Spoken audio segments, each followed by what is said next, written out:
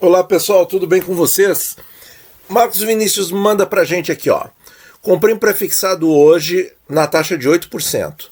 No mês que vem, quando eu for fazer o aporte mensal, se a rentabilidade tiver caído para 7%, tem algum problema ou é que vai ficar até o fim do prazo será de 8%? Não, é assim, Marcos. Muito comum essa dúvida. Cada aporte que a gente faz tem um registro separado lá na B3, que é quem faz a custódia dos títulos públicos para nós. E a gente paga caro por isso. Por isso que a gente paga a taxinha B3, tá? É por causa dessa custódia. O que acontece? Cada um tem o seu registro. Então, aquele valor que você investiu a 8% vai render 8% até o seu prazo. Chegou lá no prazo, o Tesouro te paga, a corretora deposita para você, conforme as regras da corretora. A minha deposita sempre no mesmo dia, entre 2 e 3 da tarde. E o que você comprar 7% vai render 7% até o fim. O que nós fazemos, que a gente gosta de dar uma analisada geral, ter uma temperatura, a gente inventou. Quer dizer, eu digo a gente genericamente, não estou dizendo que eu inventei. Genericamente, os investidores inventaram a taxa média, em que veio da onde? Veio do preço médio, veio do conceito preço médio do mercado de ações. Então, se adaptou esse conceito para a taxa média no Tesouro Direto.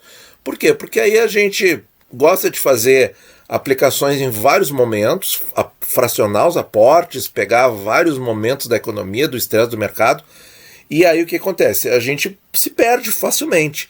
Então, por isso, é muito prático usar a taxa média, mas ela não é usada pelo Tesouro, tá?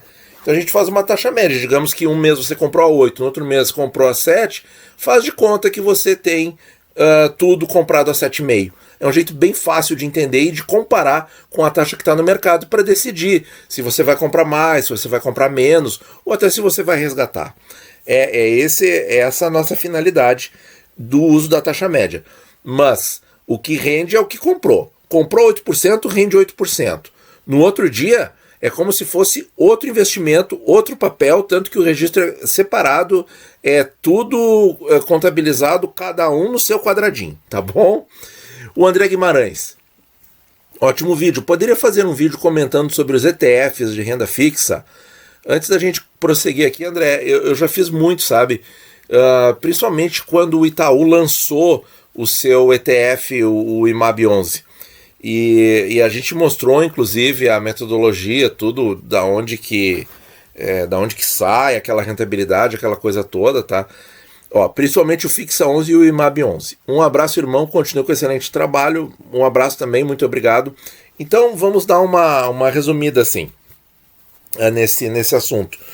Um ETF de renda fixa, ele procura reproduzir esse índice aqui, o IMAB, tá? O IMAB é um dos índices divulgados pela Ambima com AN, tá? Vou mostrar aqui para você. Então, essa é a página da Ambima, escreve-se assim, né? Vamos colocar aqui o IMAB. Eles têm notícias aqui, deixa eu localizar aqui a cotação do IMAB. Aliás, até pode ser essa primeira matéria aqui do dia 25 de março, que interessante, ó. Títulos indexados ao IPCA com vencimentos longos têm desvalorização diária desde o anúncio da alta da Selic. Então, aqui, pessoal, o que a gente consegue aprender daqui, ó? Rentabilidade do IMAB 5+. IMAB 5+, o que é? São os títulos IPCAs, todos eles, todos em negociação no mercado secundário, inclusive os que estão nos leilões e os que já saíram dos leilões, mas que ainda estão nas tesourarias das instituições financeiras, bancos, fundos, etc., e que negociam eventualmente esses papéis, como, por exemplo, o IPCA 35 com juros semestrais, um papel que continua lá e que não tem nem no leilão, nem no tesouro. Tá? Então o IMAB 5+, são os papéis com IPCAs com 5 anos a mais de vencimento. E o IMAB normal são todos os tesouros IPCAs, tá? E aí ele cita aqui, explica essa questão aí que aconteceu, certo? Vamos dar uma olhada aqui no índice. Bom, a gente encontra isso aqui nos resultados diários. Então vem para essa famosa telinha. Vamos colocar aqui um quadro resumo com o IMAB. Eu quero os totais e a carteira, tá? Que ele já deixa ali pré-definido, tá? Sempre com o dia útil anterior ao dia que a gente está consultando. Eu estou gravando esse vídeo no dia 31 de março. Então ele mostra aqui, a tela ficou um pouco grande, por exemplo aqui, ó, ele tem a NTNB que vence em 21 de maio, pouco tempo, né? Aí é um mês e meio para o vencimento. Olha aqui a taxa dele, ó, menos 4%. Nós temos a NTNB para agosto de 22, para maio de 23, que teve muitos leilões no finalzinho do ano passado, lembram? Que a gente comentou bastante. Aí tem o 24, 25, 26, 28, 30, 35, que eu acabei de falar, que não existe mais nem nos leilões, nem no Tesouro Direto, mas está no mercado secundário, então ele ainda acompanha o índice. O 40, 55, o 50 também não está mais nos leilões, nem no Tesouro, e está aqui no mercado secundário, e o 55. Então, pessoal, olha só, o que é o IMAB? O IMAB é um índice, tá? Que é composto por esses todos os papéis, nessa cadeia aqui, ó, quantidade teórica, nessa proporção aqui, tá? Isso é bem importante, certo? Nessa proporção aqui, o peso percentual está aqui, ó. Então vejam, depois dá para calcular quanto de prazo curto tem na carteira, quanto de prazo intermediário, quanto de prazo longo, né? Aí para quem for mais dedicado ao assunto, pode fazer isso aí. Mas o IMAB, enfim, é isso aqui, ó. Ele é um índice de mercado da Ambima. Deixa eu só colocar mais para cima aqui, ó. Índice de mercado da Ambima, que mede o desempenho de todos os IPCAs no mercado secundário, tá? Bom, é um índice bacana? É um índice bacana. Eu acho que é um índice para a gente usar como comparativo da nossa carteira de IPCA. Agora, eu acho legal investir num fundo que replica isso aqui? Não, eu não acho legal. Por quê? Por exemplo, quando sair da carteira esse aqui, ó, o IPCA 2021, quando ele vencer, tá? E que está rendendo menos 4% agora. Quando ele vencer e sair da curva, essa quantidade teórica, esse peso percentual aqui vai mudar tudo. Vai mudar tudo. E o fundo vai tentar comprar a mercado quantidades equivalentes para se manter aproximadamente com uma composição semelhante a esta carteira. Isso aqui é uma carteira de investimentos, tá, pessoal? Então, o fundo vai perseguir isso aí e vai, com esse vencimento, ele vai ganhar esse dinheiro e vai realocar, certo? Então, assim, ó, quais são as diferenças? É um dinheiro que não sou eu que recebo, é o fundo que recebe, é o fundo que realoca. Então, assim, ó, se de repente eu queria ter vendido antes o papel, porque eu não quero carregá-lo com essa taxa negativa, eu não tenho essa escolha. Isso aí é o fundo que faz, entendeu? E esse fundo, à medida que o tempo vai passando e a carteira vai sendo atualizada, porque os papéis vão vencendo e o Tesouro vai lançando papéis novos, eles vão recalculando isso aqui, recalculando a própria duration, o próprio peso da carteira, de cada papel. Então é uma coisa que vai mudando sempre. E, assim, eu não sou dono do papel, eu sou dono da cota do fundo. Então, continuando aqui, respondendo para o nosso amigo André. Por isso que eu não gosto, certo? Porque, por exemplo, se eu compro agora um Tesouro IPCA 2040 e eu guardo ele por 10 anos, certo? Eu vou ter recebido todos os cupons nesse período, certo? Vou estar com o papel há 10 anos e hoje que eu compro um IPCA 40 e ele tem um vencimento de 20 anos, ele tem um determinado risco intrínseco dele, lá em 2030 ou 2031, daqui a 10 anos, pelo fato de eu ter segurado o papel comigo por todo esse período, esse papel ele já diminuiu muito o risco. Por quê? Porque ele passou esse tempo todo comigo na carteira. Então, isso é uma coisa que um fundo de renda fixa não te transmite, não te passa. Por quê? Porque você não é o dono do papel, certo? E ele vai tendo que trocar. E a outra questão também que eu acho muito negativa é o seguinte: esses fundos que investem no replicando o índice IMAB, o que eles fazem? Eles recebem os cupons semestrais dos juros das NTNBs e eles reaplicam, né? Eles reaplicam imitando o índice. Então é diferente, certo? É diferente. Se você está recebendo, eles não te depositam como dividendo, né? Nem como juro do fundo, nada. Não, ele reinveste, tá? Então assim, ó, e ele reinveste só focando em reproduzir o índice. É diferente de quando nós recebemos, nós somos donos do papel e nós recebemos o juro, a gente vai decidir o que fazer com aquele dinheiro baseado no momento. Então, por exemplo, agora que o momento está tenso, é mais interessante comprar papéis de prazo mais curto, porque eu não estou preocupado em ganhar de determinado índice ou em ter tal resultado. Eu não estou preocupado com isso. Eu estou preocupado em preservar o meu patrimônio, em não ter perdas. Então, o que eu faço? Eu invisto nos prazos mais curtos. Se aparecer uma taxa muito boa num prazo mais longo, eu vou pensar, eu vou ver e tal, e assim vai. Num outro momento, de repente eu possa comprar mais prefixado. Agora é um momento que eu acho que está difícil de querer comprar prefixado, né? Mas IPCA tá bom de comprar. Então é isso, né? Isso é só uma opinião. Então, gente, essa flexibilidade muito maior que a gente tem sendo dono do próprio papel, eu acho que não é assim. Eu fiquei muito entusiasmado, inclusive, quando ele foi lançado, porque o histórico do IMAB é muito positivo.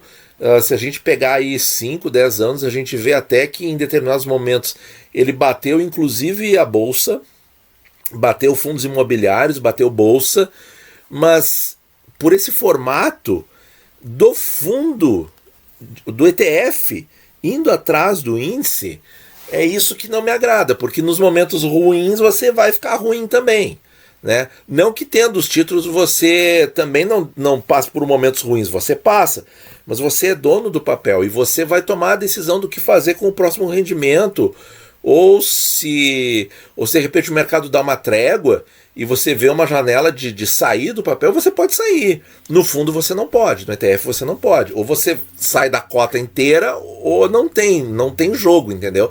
Como vocês estão perguntando aí. O prefixado 22, o prefixado 23, o prefixado 24, não sei o que lá, o 26, o 31. Né? Isso tudo por quê? Porque vocês são os donos dos investimentos. Vocês vão decidir o que vocês vão fazer. Isso é a melhor coisa que tem. Se vocês tivessem aplicados nesses tipos de papéis através de um fundo, por exemplo, o IRFM, né? Que é um índice de renda fixa prefixado, tivesse investido em alguma coisa que replique o IRFM, não ia ter alternativa, não ia poder escolher qual prefixado sair, né? Qual prazo sair. Claro que a gente também não pode escolher do Tesouro, mas pelo menos o prazo a gente pode. Quero liquidar minha posição no pré-23. Eu vou lá e posso fazer isso. Tendo uma cota de fundo, não. Né? Então, por isso que eu acho que eu não é um tipo de investimento que para o meu perfil não é legal, tá bom? Sempre é bom aprender mais sobre tudo. Então vamos aprender sobre os leilões, ok? Muito obrigado. E aqui o Lucas coloca uma outra pergunta.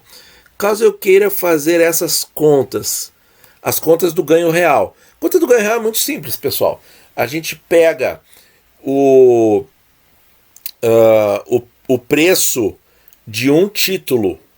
A gente investiu em determinado tesouro IPCA. Isso só vale para tesouro IPCA principal, tá? A gente pega lá o preço de um título quando a gente investiu, tá? A gente pega o VNA de hoje, e divide pelo preço de um título no dia do nosso investimento. Essa diferença percentual é o ganho de poder de compra que a gente tem de hoje até o vencimento. Caso eu queira fazer essas contas, mas eu comprei uma parte do título, eu só multiplico o VNA pela fração que eu comprei? Não precisa, Lucas. Por exemplo, eu comprei o IPCA 26 no dia 24 de fevereiro a uma taxa de 2,9. E o IPCA 35, 26 de 2 a uma taxa de 3,85. Vamos fazer essas continhas para mostrar aqui pro nosso amigo e para toda a audiência do canal como é que a gente faz a continha. Então, só para deixar bem claro de onde a gente tira os dados, a gente vai lá no histórico de preços e taxas do Tesouro e baixa aqui ó, a NTNB principal para ver ali os preços que estavam quando o nosso amigo comprou. Então, aqui no histórico de preços e taxas, a gente baixa a NTNB principal e a gente baixa valores nominais de NTNB, certo? Por quê? Porque aqui é onde eu tenho os VNAs históricos, porque ele comprou lá em fevereiro, então eu quero ver como é que estava o VNA lá, e o VNA de hoje eu simplesmente coloco no Google VNA NTNB atualizado, ou VNA NTNB Ambima, e tá aqui, ó, no dia 31 de março, tá aqui, ó, R$ 3.501,90, certo? E agora nós vamos fazer as continhas para o exemplo do nosso amigo. Esse é o arquivo dos valores das NTNBs. Então eu vou copiar aqui 15 de fevereiro de 21, quando era 3.452, eu vou copiar aqui e vou colocar lá na planilha. Então já temos aqui, no dia que ele comprou, a taxa está um pouquinho diferente, pessoal. Ele comprou numa taxa melhor, porque ele comprou uma taxa dentro do dia, no intraday. E o Tesouro só fornece as taxas de abertura. Mas como vocês veem, ele informou para nós 2,96. A gente viu aqui que a tensão estava em crescimento, estava em alta, ó.